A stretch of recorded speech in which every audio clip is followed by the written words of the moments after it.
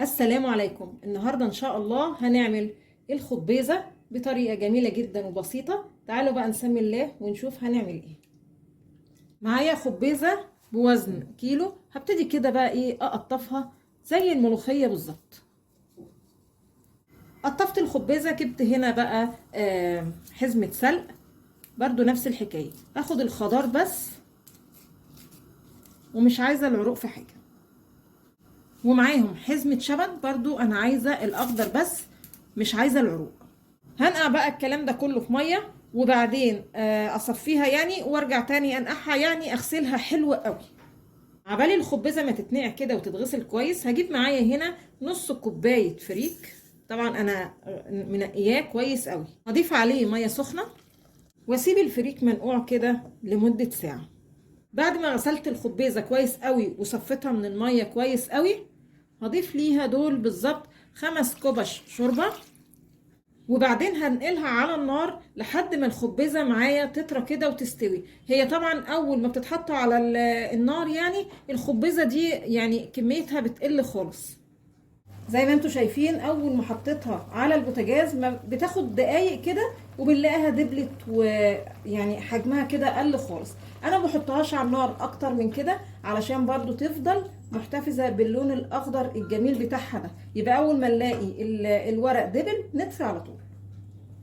وبعدين هستنى لما الحله يعني تبرد خالص علشان هديها فرمه بالهاند بلندر، او ممكن تفرميها كده بالخلاط او الكب. خلاص كده فرمت الخبيزه بالشكل ده، تبقى زي الملوخيه بالظبط.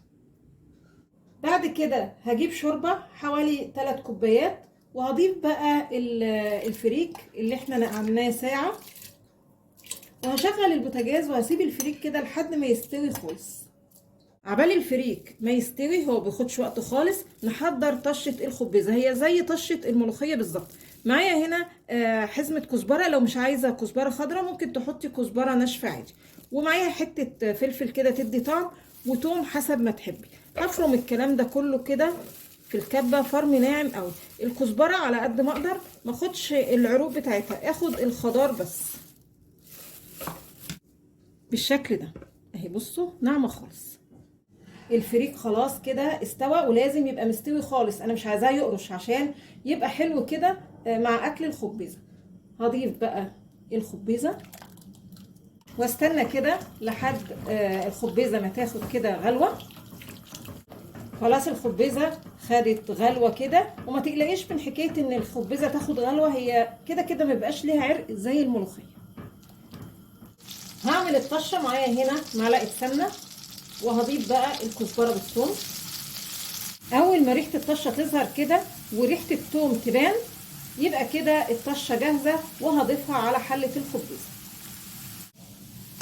بالشكل ده.